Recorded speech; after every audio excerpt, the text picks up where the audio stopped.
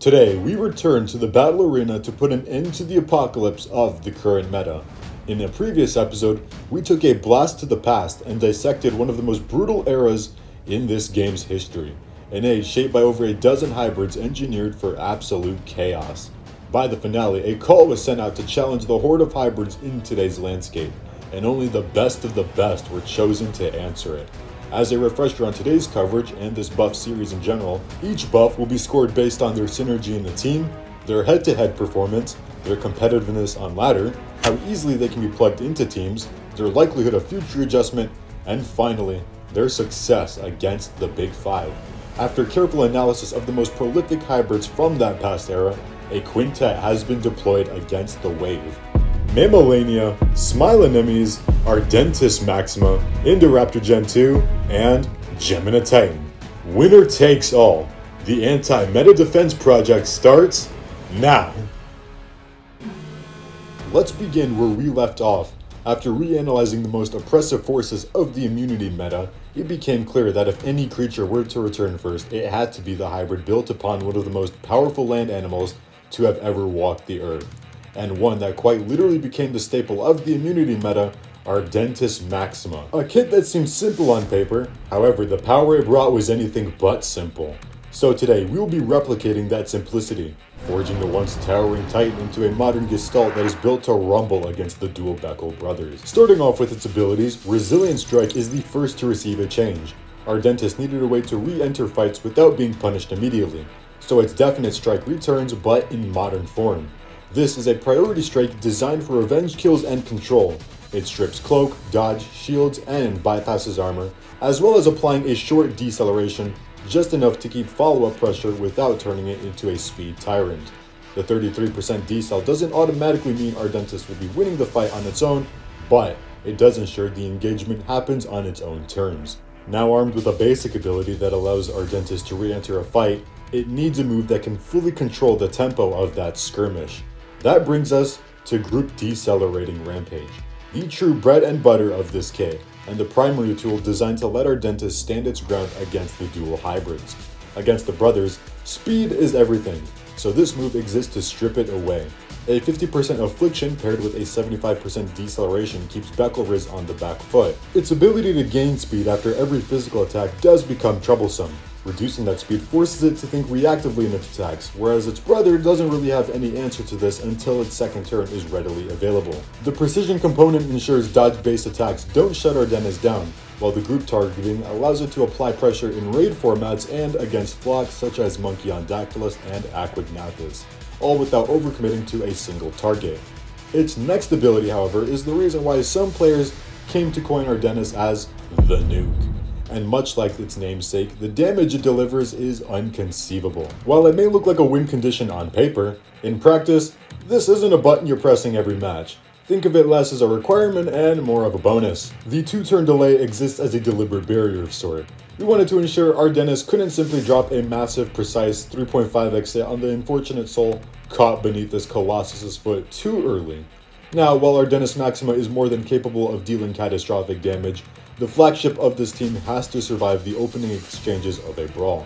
Instant invincibility served its purpose in its era, and that philosophy will carry forward here, but in a far more modern form, and in one that represents its identity. Extended Critical Shields enters the kit as Maxima's defensive backbone. This ability allows the Titan to take a protected swing while fully bunkering down for the mid-game, giving it the breathing room it needs to reach its true pressure points. The added critical chance ensures that even while defending, Ardentis remains a threat rather than a passenger. And to round it out, the included 1.5x hit prevents opponents from treating this turn as a free setup window.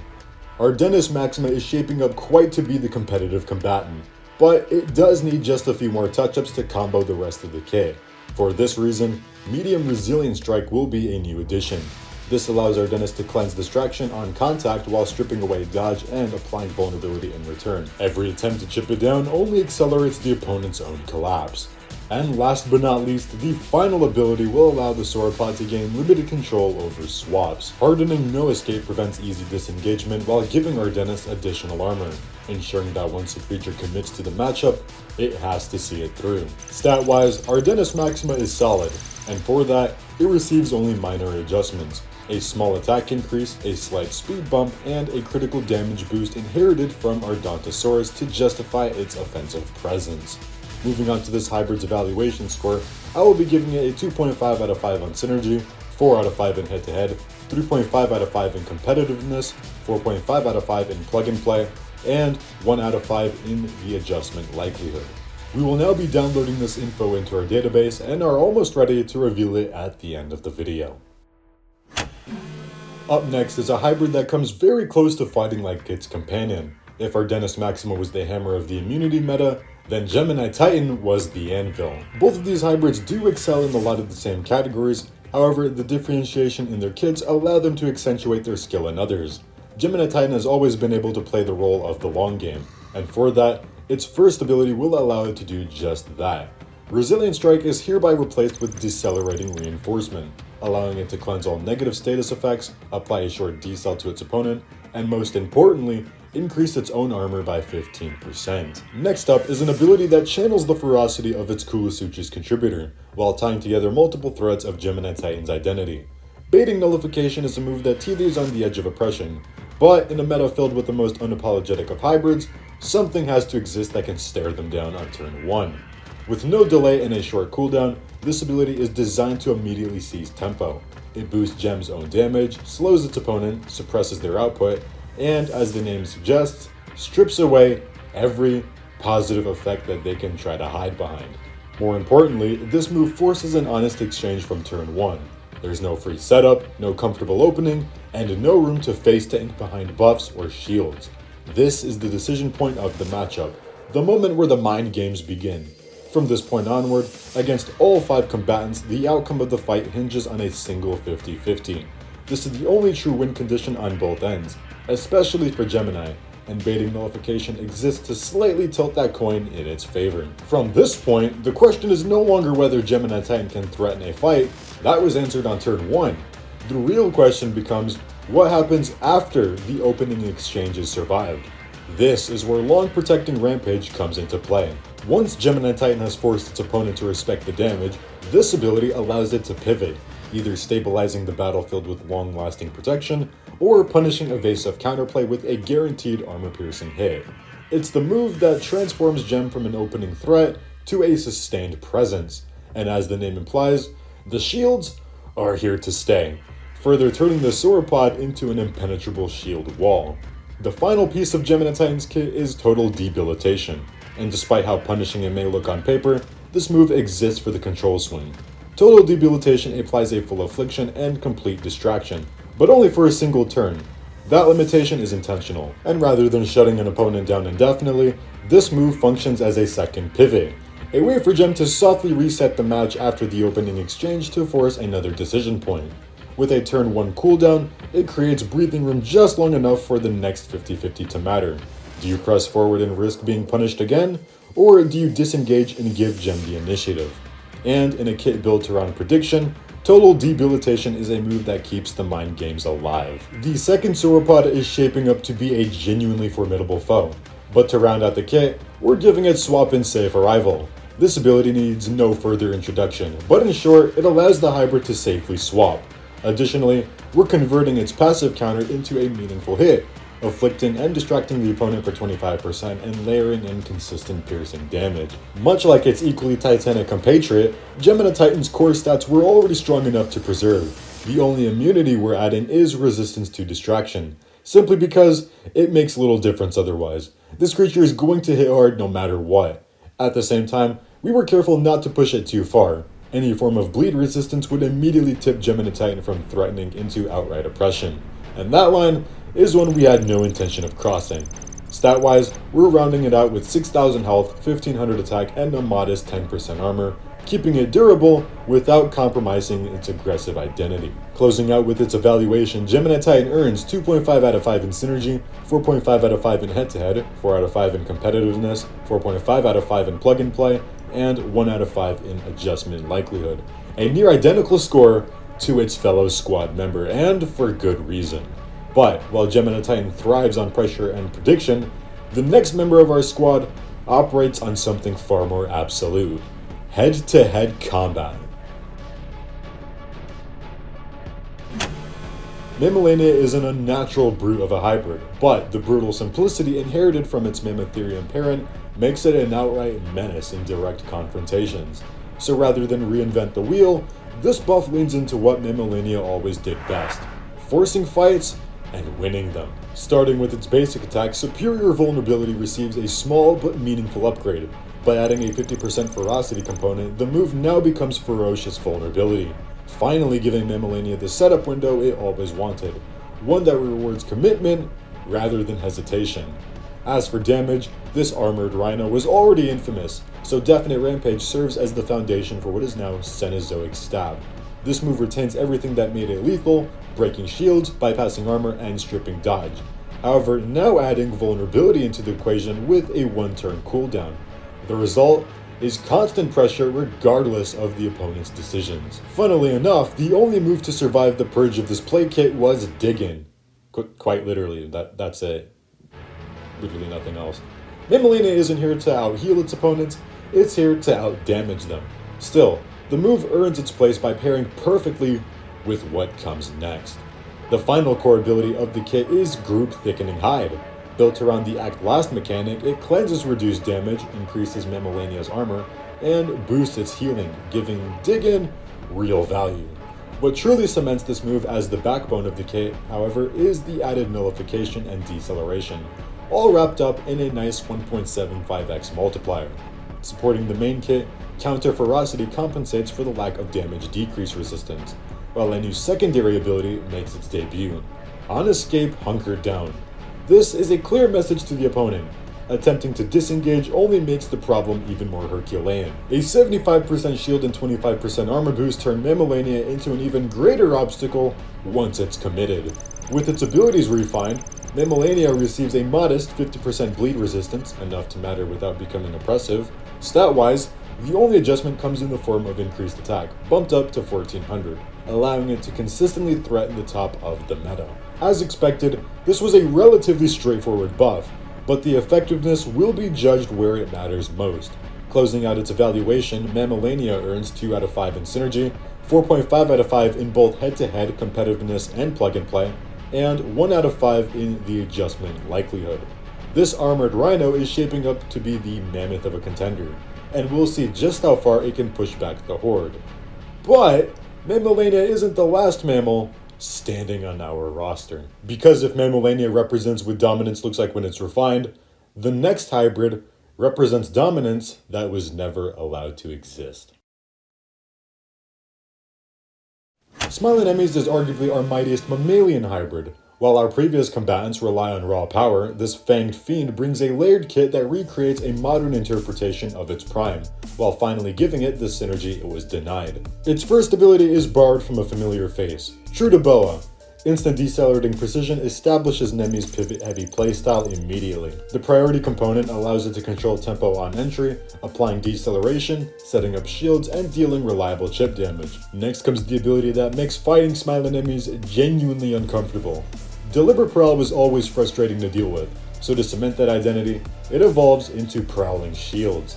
By pairing a shield with Cleanse, Dodge, and Critical Chance, Smilonemys compresses multiple threats into a single turn, forcing opponents to guess whether damage, evasion, or setup is the real danger. Carrying on that simplicity, Precise Pounce gains the ability to shatter shields.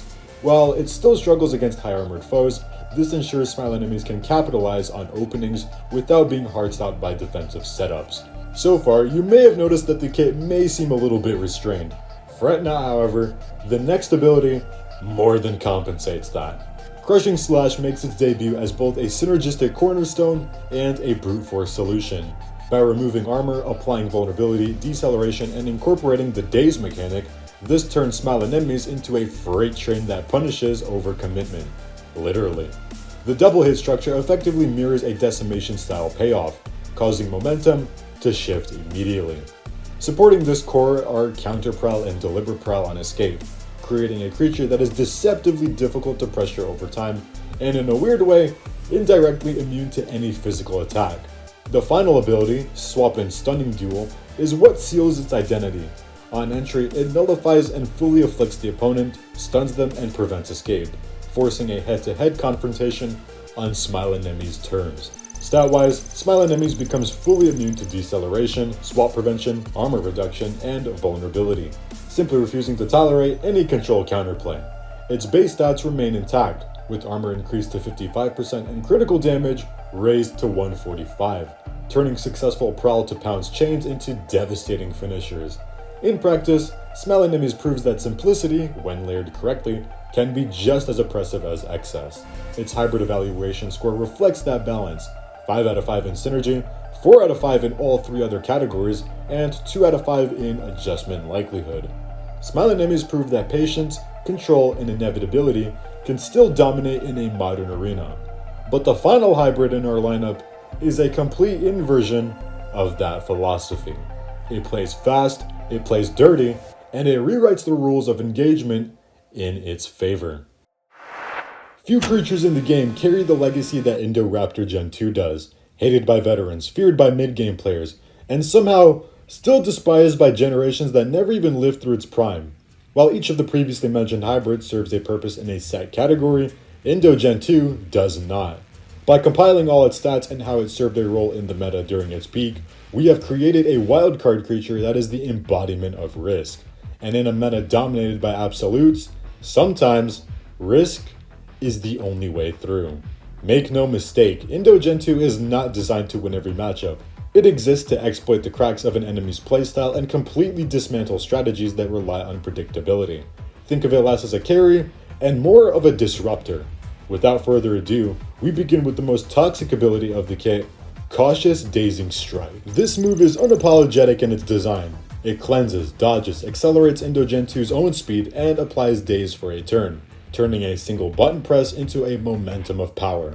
More than raw damage, this ability exists to destabilize the opponent, forcing misplays and opening windows Indo Gen 2 thrives on. Next up is Berserk Bloodthirst, a move that embraces mutual power. As is the custom with these Fury abilities, both combatants are thrown into lethal territory, massively increasing damage on both sides. However, by acting last, it does open a window to play strategically when the situation calls upon it, all while Indo sacrifices a third of its health in the process. It's a calculated gamble, however, this move serves as a superb, clever ability to net you the knockout. Moving on, Undelayed Definite Rampage serves as Indo's execution tool.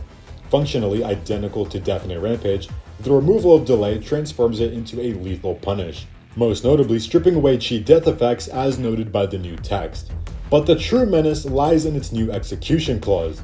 When Indoraptor Gen 2 drops to 25% health or lower, this ability becomes priority. This forces an immediate decision from the opponent: either respect the threat and play passively, or commit fully and try to erase Indo on turn 1. There is no middle ground. And remember, Berserk Bloodthirst sacrifices a third of that HP off the bat, so now you've got a loaded gun in the form of one of Jurassic World's most lethal hybrids. Rounding out the kit is Prolonged Sidestep, borrowed from the original Indoraptor, giving Indo Gen 2 a defensive out when aggression isn't the answer. Its secondary abilities reinforce that same philosophy. A toned down darting counter, now called Velocity Counter, prevents damage from spiraling out of control on top of the already predictable Cautious Strike spam, while Ambush on Escape discourages disengagement by granting Cloak and Cheat Death, sending a very clear message: swapping isn't free. Stat-wise, everything in its kit will remain the same.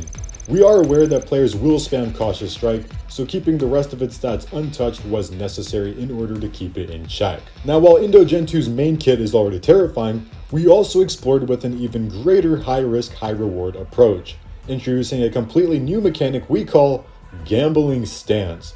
With this, Indo has two options upon use. You either gain a 50% chance to cloak yourself and triple the damage on your next hit, or a 50% chance to enter Prolonged Sidestep, dodging attacks for 3 turns. The idea is simple: play bold and dominate, or play cautious and survive. It's unpredictable, it's exciting, and it captures the essence of what made Indo Gen 2 feared across metas. Of course, in our main buff series, we kept things grounded, but it's fun to see just how volatile this hybrid could be if given the chance. This hybrid's evaluation score will reflect the following: 4 out of 5 in synergy, 4.5 out of 5 in head-to-head, 3.5 out of 5 in competitiveness, plug and play gets a 3 out of 5, adjustment likelihood gets 2 out of 5. With Indo Gen 2 complete, Our quintet is almost ready to be put to the test. But before we reveal the final results, it's important to clarify how these hybrids are being evaluated. Each creature was given a base evaluation score, rated across 5 categories: synergy, head-to-head presence, competitiveness, team flexibility, and adjustment likelihood, for a total of 25 possible points. Additionally, each hybrid will also be tested against the current meta top 5, earning up to 5 additional points based purely on combat performance. A guaranteed win nets a full point, a skill-dependent or prediction-based win earns a partial point, and matchups that are only resulting in crippling, stalling, or trading are counted as half credits, because while they don't secure the kill, they still accomplish the mission of weakening the horde. With that said, let's find out if our hybrids passed the test. We are now ready to initialize these hybrids in the battle arena. Ardentismaxima is an absolute juggernaut of a combatant, and with its wide array of offensive weaponry is able to comfortably wipe the floor with a multitude of deadly hybrids. But while it can't kill the monstrous mutant or titanic titanosaur, it clears the battlefield for those who can. Geminititan thrives in its early matchups and excels at applying pressure. It reliably cripples Jura and Fukuitops while fully eliminating Distortus Rex. Both Riz and Titanothilus become 50-50 engagements, with Gem often surviving by a narrow margin. Its success hinges almost entirely on turn 1 decision making, but when played correctly, Geminititan proves to be a reliable tower for the team to rally around. Mammolania marches forward as the most decisive head-to-head combatant of the squad. It reliably eliminates both hybrid brothers through sheer damage output. While it cannot secure kills against Titanothilus or Distortus Rex, it leaves both severely weakened. Fukuitops remains an unwinnable matchup due to the Hadrosaur's force swapping ability, leaving this an uncontested stalemate rather than a straight defeat. Smilonemys is a brawler unlike previously seen, capable of standing toe-to-toe with nearly every member of the horde under the right conditions. It reliably eliminates Jura and Risaurus, and with the correct reads can topple both Fukuitops and Distortus Rex. Against Titanothilus, victory is only possible if the opponent misplays early. But when that opening appears, Smilonemys is more than capable of using its claws and fangs to topple even the biggest of prey. Indoraptor Gen 2 proves to be the most versatile and the most punishing member of the squad. Being essentially a gun that can load itself thanks to its kit synergy allows the hybrid to confidently secure wins against Distortus, Fukui, and Titano. Against the Beckel brothers, Indo forces passivity. Any aggressive misstep risks immediate deletion. This ability to pressure, punish, and end fights on its own terms makes Indoraptor Gen 2 the ideal choice for both ladder and tournament play, and among the 5, it is unquestionably the best at this task. The winner has been decided, ladies and gents. After extensive testing and discussion inside the research facility, the hybrid chosen to lead the purge is Smilonemys. Yes, you heard that right. Smilonemys. Despite Indoraptor Gen 2 posing the highest raw combat score, this decision ultimately came down to consistency. While Indo can secure kills faster and punish mistakes harder than anything else in the squad, Smilonemys was able to narrow out its victories with far greater reliability. Not only could it threaten all members of the Big Five, but its matchups against both Beckel hybrids, the most common and most dangerous obstacles, were cleaner, safer, and far more repeatable. That ability to win without overcommitting, preserve its health better, and control the pace of combat is what edged Smilonemys ahead. After such a rough upbringing defined by overcorrections, repeated reworks, and an inability to survive its own meta, Smilonemys now stands as the one built to survive everyone else's. And in the hands of a skilled player, each of these 5 hybrids are more than capable of bringing an end to the chaos of today's meta. Now, with our aces fully rendered and lined up, ready to challenge an apocalyptic battlefield, we're confident that Smilonemys will prove to be an ideal spearhead. The anti-meta defense project is now in effect.